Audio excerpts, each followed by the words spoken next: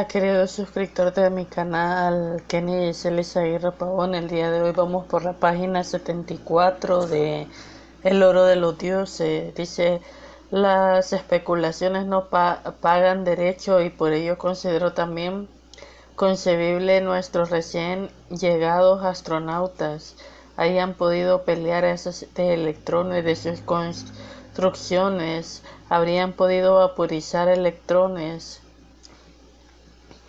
mediante cada cátodo recalentado y acelerado. Luego del campo eléctrico entre el cátodo y el ánodo habían enfocado en el haz mediante un electrodo de enfoque todos los electrones evaporados.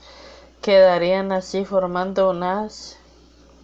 Y esto es una fantasía mía. La firma Westinghouse ha desarrollado un generador que hace electrones en el curso de las investigaciones sobre el procedimiento de la soldadura del espacio, y hace electrones que te adapta a las mil maravillas para demoler la roca, no constituido en la dureza de inconveniente alguno de las tensiones producidas por el calor. Despedaza más enormes bloques que disponían nuestros astronautas. El taladro térmico Disponían nuestros astronautas del taladro térmico del cañón de electrones. Todo es posible al toparse con el taladro con capas demasiado duras. Estas podían ser reventadas mediante rayos de cañón y electrones. En nuestro taladro térmico brindado proseguirá un camino fundido de masas de rocalla. Al enfriarse luego la masa pastosa en forma de capa vidriada, dura como el diamante, quedamos túneles provistos en un excelente revestimiento impenetrable. Los apuntamientos ya no son necesarios en las nuevas cavidades.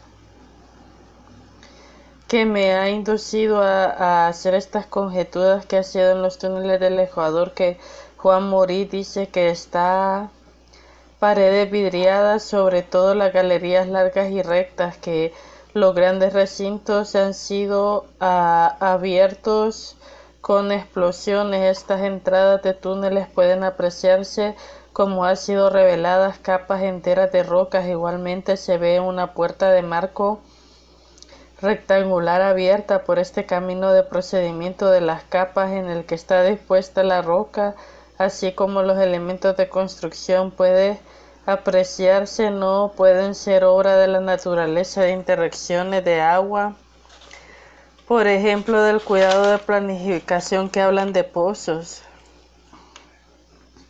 Juan Morí dice que sobre todo las largas galerías tienen las paredes vidriadas de los recintos han sido abiertos y exploraciones. Una entrada principal de 110 metros bajo la superficie puede, como ha sido volada de la capacidad de las rocas, como asimismo las puertas encuadradas abiertas en la roca. Igualmente los elementos de construcción se ven a la derecha. No puede ser obra de la naturaleza. Originalmente estaba bien elevado. A un momento debió producirse una irrupción del agua y arrasó en la rocalla. Figura 21. Cada 1.100 metros se encuentran estos pozos de ventilación artificiales. Miden entre 1.80 y 3.10 metros de largo y 80 centímetros de ancho. En el número de pájaros semejantes a las cornejas que viven en los túneles de la Legión, entran y salen al día y la noche los pozos de ventilación para morir finalmente en el laberinto.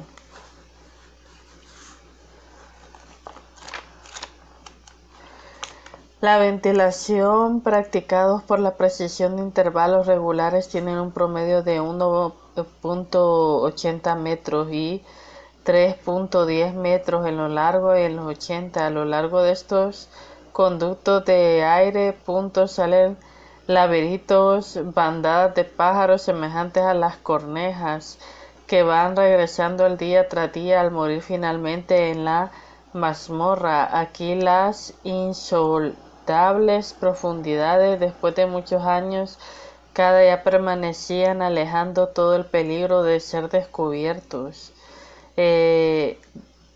Decidieron los dioses crear hombres según su imagen. El Popol Vuh, la sagrada escritura de los indios quiché, pertenece a una gran familia de América Central que habla la creación primitiva de los siguientes términos. Pero el nombre, en lugar de que se dirigieron al Balam, Quite, Balan, Acabar y Kabbalam, era la gruta de la Trula, 7 grutas de los 7 desfiladeros. También el Talmule y Loca parecieron hacia allá. Era el nombre de la ciudad que recibieron los dioses. Uno tras otro fueron dejados atrás los dioses de Acabid. Fue el primero.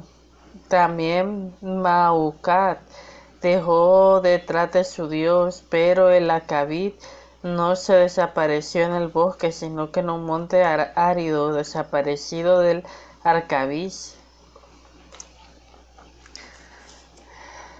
Y ahora leemos el Popol Vuh, el pasaje citado más atrás, por el contenido oportuno de recordar el presente contexto. Se dice que aquellos fueron creados y modelados.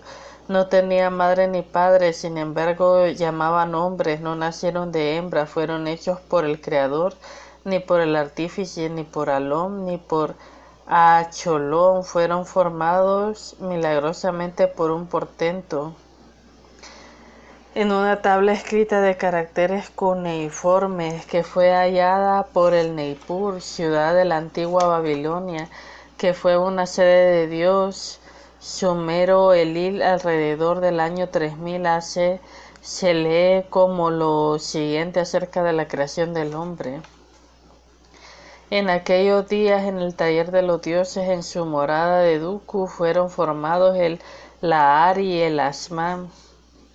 Alguien podría objetar aquí que este paralelo entre los textos del Popol Vuh y de la escritura cuneiforme de Nippur es totalmente tirado los cabellos, puesto que entre América Central y los mayas, de la patria de los sumeros, en todo caso así, de 3000 kilómetros por vía aérea, trata de una desesperada búsqueda de analogías entre culturas extrañas, así en su contenido de ubicación geográfica. Ir lejos, Antiguo Testamento y el Popol Vuh también presentan muchas coincidencias, de algunas evidentes y otras disimuladas.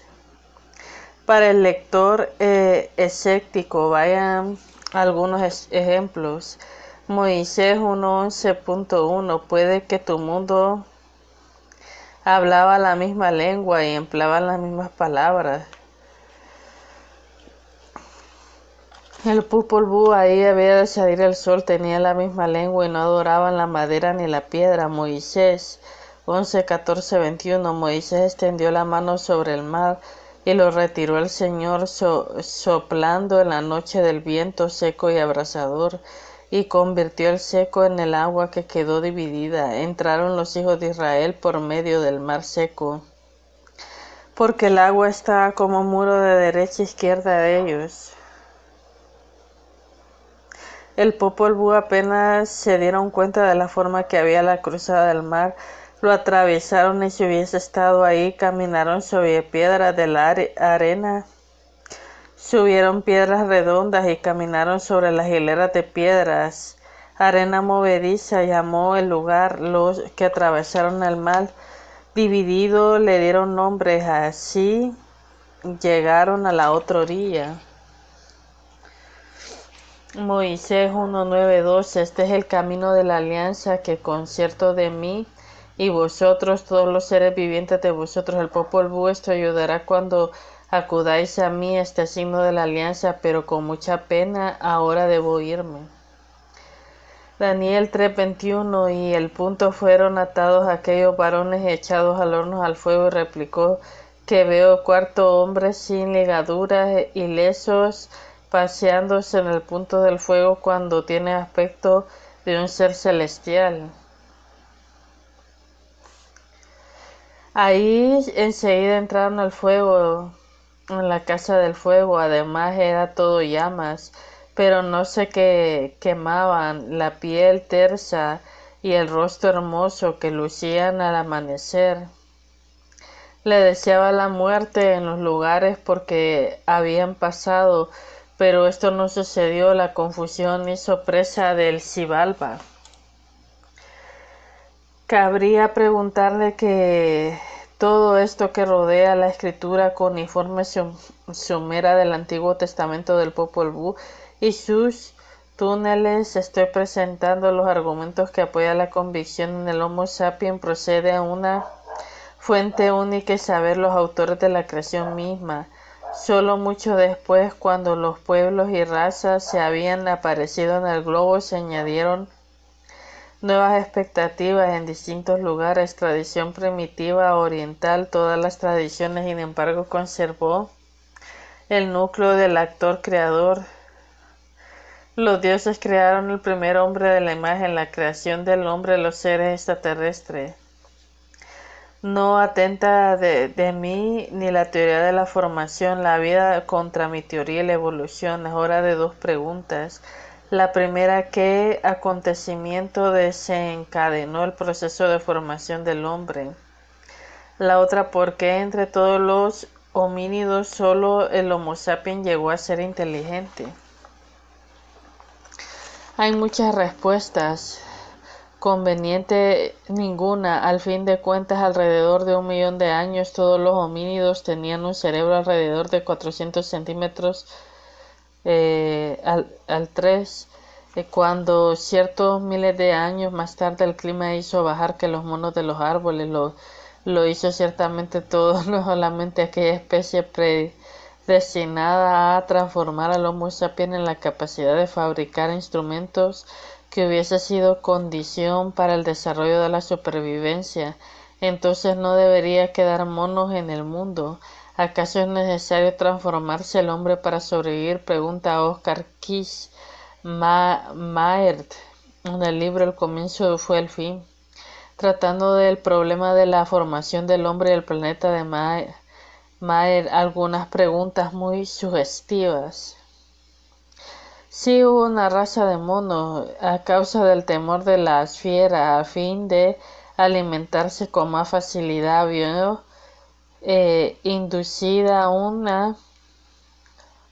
a pararse sobre las patas traseras. No hicieron lo mismo, además de los primates, idénticas razones. Todos los homínidos fueron y son fundamentalmente vegetarianos.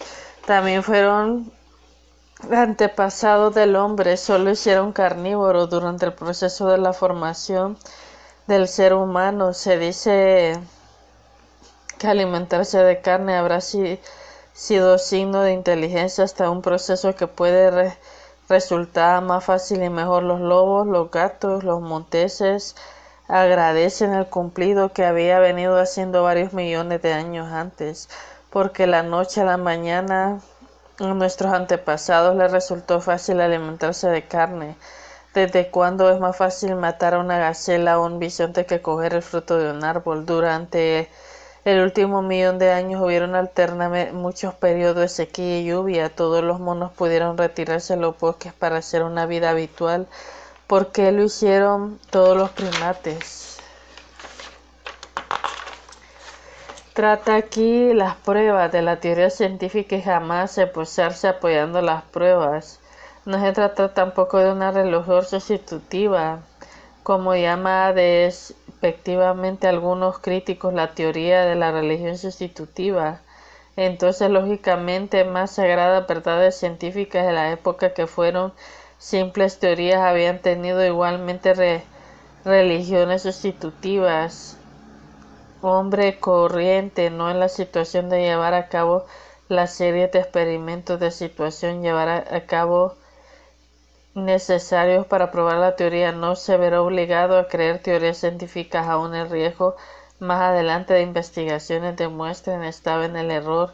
Mis teorías no proceden en cosa menos. Así me permito presentar la idea sobre el posible origen del gigantesco sistema de túneles recién descubierto en Perú y Ecuador, sobre el posible origen de la ciencia que dirá la última palabra. Huellas de los dioses de China. En la búsqueda del informe de Bain Karaula, el hombre de Pekín tiene 4000 años más hallazgos de la historia china. Pa Anku, constructor del universo, alegre diosa de Chi Nu Yin Yang, fuerzas duales de disco tejade según el modelo de Bayan Karaula. El veterano Yuan Chi, los cazadores de cabezas de Taiwán, los esculturas del hombre pájaro en Babilonia, los túneles del largo Tutín, disparos en el Neolítico. El Boeing decía China Aires había partido de Singapur a la hora del retraso. Aterrizó en Taipei las 15:30 horas después de una escala, solo media hora durante el trayecto. Para las 17 horas tenía concentrada una cita al director nacional del Palace Museum, señor Chin-Fu Tai-Shun. Deje las maletas, el abrazador en el Mankin Air Rose. Hice señales de un taxi, señales junto al sonriente conductor y dije: The National Palace Museum Place. En junto pequeño Buda volvió a sonreír, pero a pesar de todo tuve la impresión de que no había comprendido. Traté de indicarle todas las leguas que pude el destino de la carretera. Mi pequeño Buda asistió complaciente, aceleró y detuvo frente a la estación de ferrocarril. Con juvenil agilidad abrió la puerta del coche señalando radiante la entrada de la estación. Chino, si no supiese un poquito de chino. Entré en el vestíbulo y su rayo de luz iluminó. En el centro del recinto había un gran kiosco de tarjetas postales, cientos de fotos de lugares de la mayor interés de Taipei, Taiwán, para saludos para turistas. Compré tarjetas de todo tipo para los próximos días. Mi Buda asistió muy serio cuando le mostré la maravilla de la fachada del museo.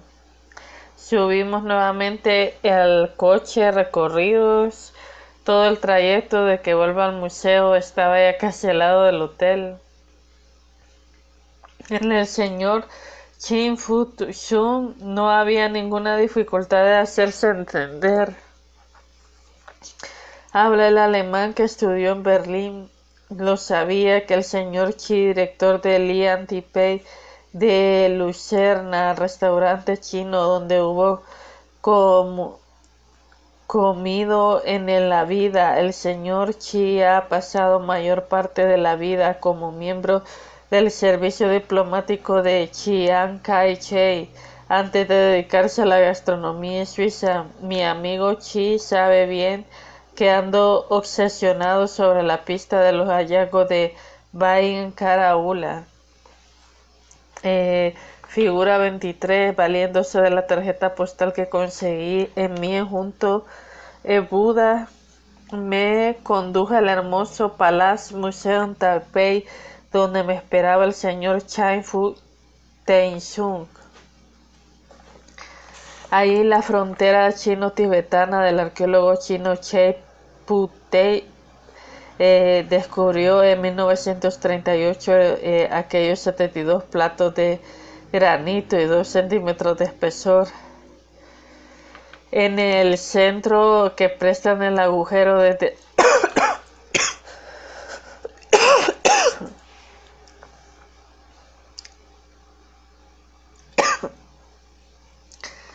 el cual parece una espiral, una estructura doble, un surco hasta el borde del plato. Los platillos de Bayan Karaula, solo muy semejantes a nuestros actuales discos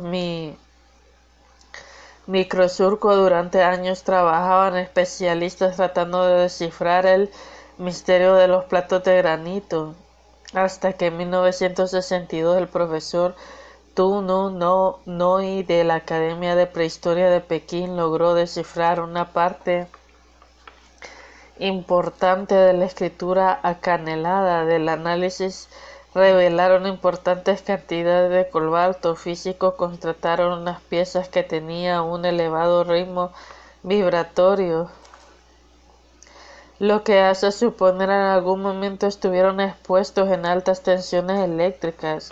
Descubriendo de Bayan Karaula hicieron sensación de que todo filósofo soviético, el doctor Vyacheslav Saizen, publicó textos descifrados de los platos de granito hace unos 12.000 años. Un grupo de seres procedencia del desconocido iba a apartar el planeta de su vehículo espacial. No tenía energía suficiente de abandonar el mundo extraño. Estos hechos debidamente documentados los expuso en el detalle del regreso de las estrellas.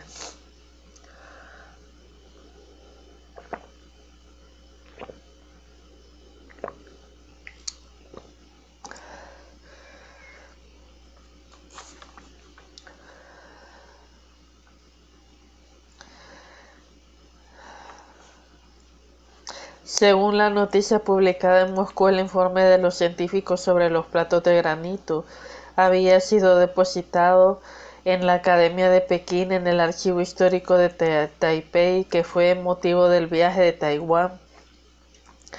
Gracias a una carta de mi amigo Chi, había conseguido obtener la entrevista del director para ese museo. En la búsqueda fría de enero, tenía una ilusión de procurar información de la primera mano acerca los discos de granito, valioso patrimonio sobre 250 números del catálogo que ha tenido que ser trasladado de varias veces durante los últimos 60 años en Pekín, en lugar de origen 1913.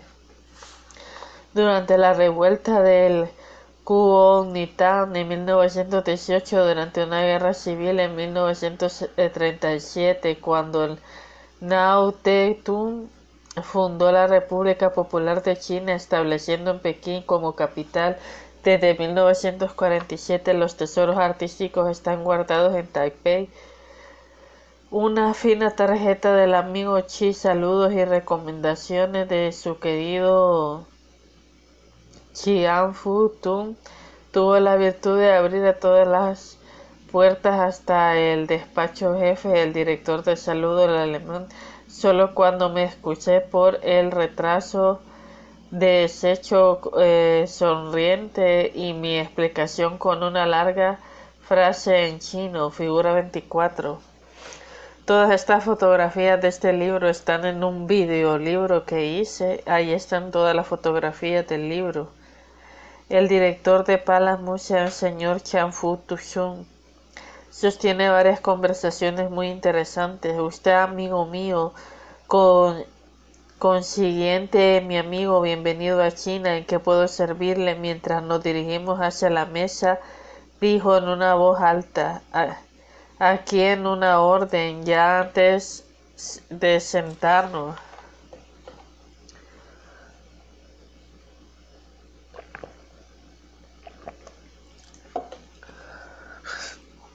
Apareció un sirviente que libera al postado la bandeja con las tazas finísimas de porcelana artística, la jarra de una difusión de hierbas. El director llenó las tazas. Fui al grano sin rodeos y le dije que me interesaban los descubrimientos de Brian Karaula, que deseaba ver aquí en Taipei el informe científico sobre los discos de granito. Me cayó como un cubo de agua fría al oír de los labios del señor Chiang que extenso informe no había tenido que vivir la odisea del museo, que debía permanecer guardado en la Academia de Pekín. Advirtió un tremendo descanto, poco consuelo que trajeron sus ulteriores explicaciones. Estoy infortunando acerca de sus investigaciones. Usted se ocupa de la prehistoria, de los pueblos. Aquí puedo hablarle de nuestro antepasado, el Sinanthropus, descubierto en 1927. Vale que el Chou O Tin, a 40 metros al suroeste de Pekín, Sinatropus pekinensis, el hombre de Pekín, en según los antropólogos semejantes al Homo heidelbergensis, si bien en todo caso perteneciente a la raza china. En los hombres de Pekín vivió a mediados del periodo del Pleistoceno, esto es decir, alrededor de 4.000 años atrás. Después de no estar, han hallado más de vestigios de la prehistoria. En los hallazgos posteriores puede ser situado entre los siglos antes de Cristo, declara el director, corresponden las culturas de la edad de piedra de China septentrional.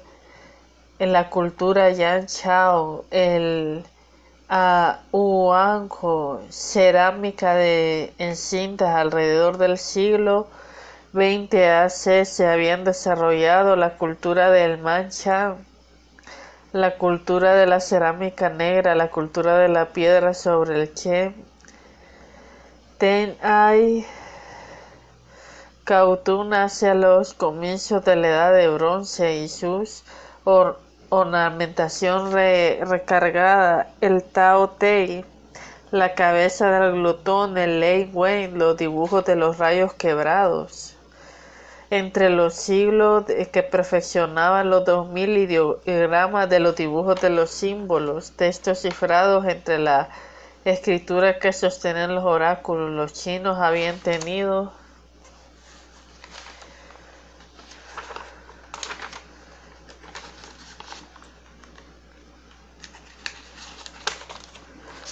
soberanos de todas las épocas, hijos del cielo, encarnados de vigilar el curso ordenado de los acontecimientos. Según mis acontecimientos, no soy especialista en la prehistoria del Imperio del Centro, pero al dar la fantasía, no hay nada que pueda dar alas a la fantasía del instrumento primitivo.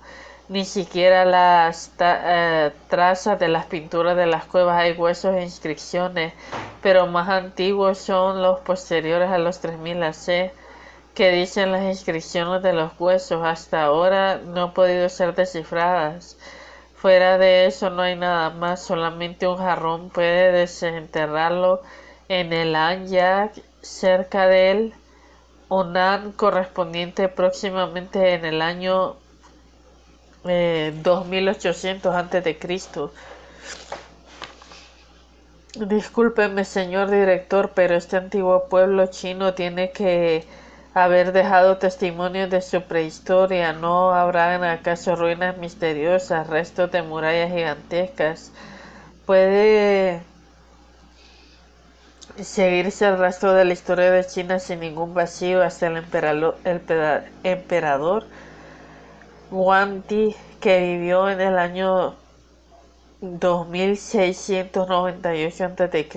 Hasta que aquella época está comprobado que la economía, la brújula, naturalmente el tiempo puede haber comenzado a transcurrir a partir del Huangdi que había antes. Querido amigo, estás en los astros.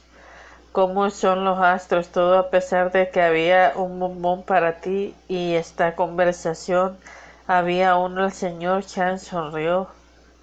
Bueno, las leyendas de dragones y valores del dragón han sido siempre los chinos el símbolo de la divinidad, de lo inaccesible, de la invisibilidad, de Peanku, figura 25. La leyenda del creador del universo chino formó la tierra de bloques de granito y lo hizo llegar desde el espacio exterior dividido en aguas y abrió.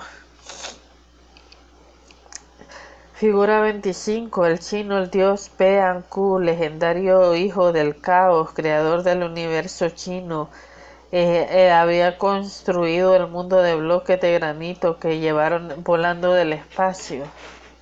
Gigantesco agujero en el firmamento partió del cielo en los dos hemisferios, en el oriental y occidental, que trataba en vez del soberano otro mundo, que había a su vez llegó a una nave espacial. No, amigo, la leyenda no habla de ninguna nave espacial. Hablaba de dragones solamente, pero se refiere a Pe-Anku, el dominador del caos del universo, el creador del yin yang, en la concepción de las fuerzas duales de la naturaleza. Yang representa a la fuerza viril, al cielo, al yin, la hermosura femenina y la tierra. Todo acontece, el cosmos depende de esos dos polos honradamente. La cosmogonía china, según la leyenda de cada soberano hijo del cielo, había vivido 18.000 años terrestres. Pe-Anku había regido en el cielo durante los 2.229 años. Es posible que hayan algunos pocos años de diferencia, pero no afecta mayormente la cuestión. La leyenda de Pe-Anku es conocida en toda China. El dios representa de distintas maneras según la religión. No de sorprender, el país de 9.561.000 kilómetros cuadrados de superficie, en algunos lugares que representa como ser los dos cuernos de la cabeza del martillo, la mano derecha de otra aparece el dragón, que somete a los 4 elementos. Las ciertas pinturas aparece el sol en un mano de la luna, otra también dibuja el labrando paredes. Tanto es observado una serpiente. La leyenda de Pe-Anku no es muy antigua, sino que traída de China para los viajeros procedentes del reino indochino de Xi'an alrededor del siglo AC. La mitología china reconoce a Yan Qin Tenzun como el padre de todas las cosas. Observó al director de ser insondable, el principio y el fin de todas las cosas, inaccesible, inconcebible. La tarde también del Yu Qin. Cuando escriba esto, sabrá notar que debe confundirse Yu Qin con el místico emperador Yu, quien se cuenta que apaciguó la gran inundación del diluvio universal que se conoce en la leyenda de Yan Qin Ting Guan. No conocía al director que trajo el volumen del diccionario of Chinese Mythology de la estanquería. Ahí tiene la historia en el hotel encontrará el diccionario, algunas leyendas fascinantes sobre usted. Como bueno, vamos por la página 92. Aquí lo voy a dejar. Por favor, suscríbanse, regálenme un like y compartan. Que tengan un buen día donde quiera que estén.